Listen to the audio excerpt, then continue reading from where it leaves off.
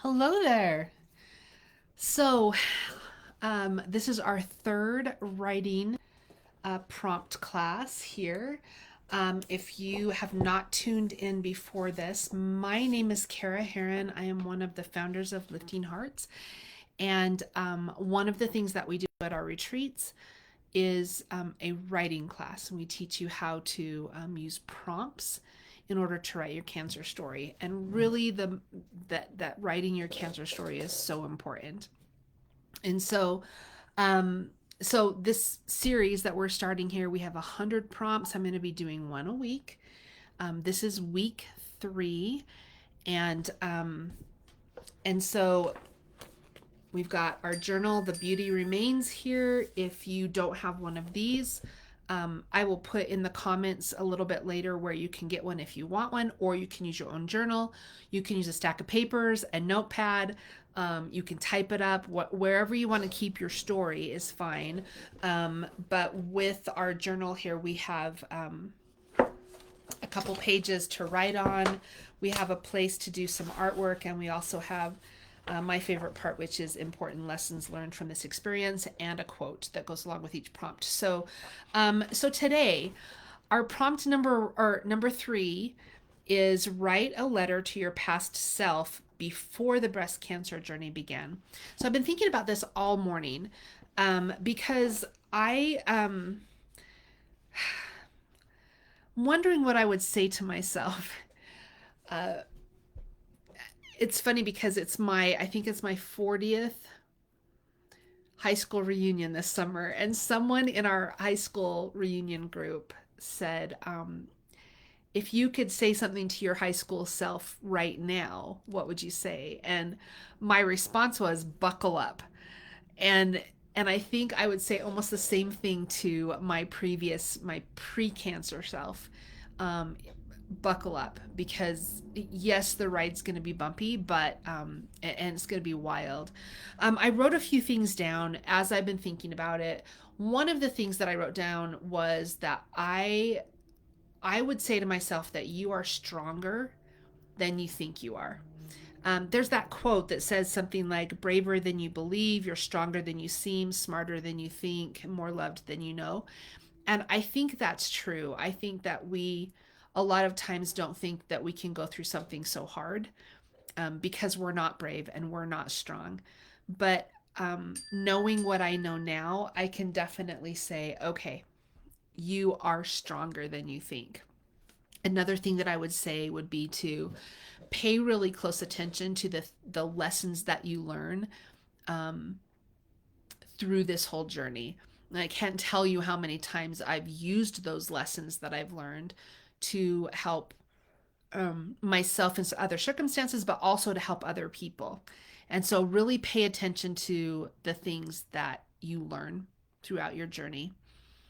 And that's why I included the little lessons learned page in the journal, you guys, because I think um, going through something like cancer or anything else that you go through, if we can focus on lessons learned and how we can implement those and help use those to help other people, that's really important. Another thing that I would tell my pre-cancer self is learn to accept help from other people. um, I went 100%, 150%. I was super busy. I was raising 4 boys, just doing all the things. And if someone would, if I got sick and someone would say, "Can I bring you dinner?" I'd be like, "No, we're fine." And what I learned was, I really truly think that when we serve other people, we get blessings. And so, what I learned was to step aside and let other people have those blessings. And if they needed, because it was helpful for them as well. But I really did need help. Like, I had some younger kids at home, and um,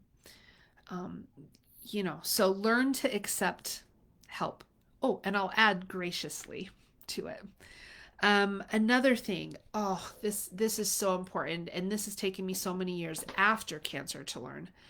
But if I could talk to my previous self, my pre-cancer self, I would say it's okay to slow down, and it's okay to take care of yourself.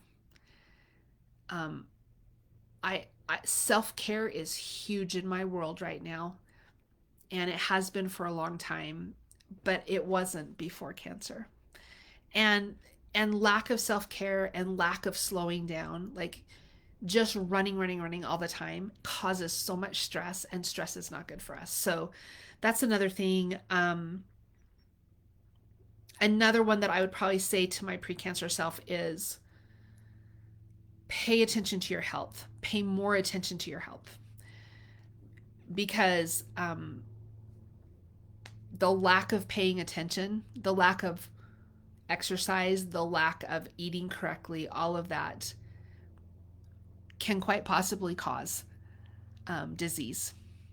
And so pay more attention to your health, and that's, for moms, for that's hard because we're worried about everyone else. But if we can just pay attention to our own health, and slow down and take care of ourselves, then everyone's better in the long run. The last thing that I would probably say to myself, I'm sure I would come up with more later, is to live your life now. Like, stop saying, when I get older, I will.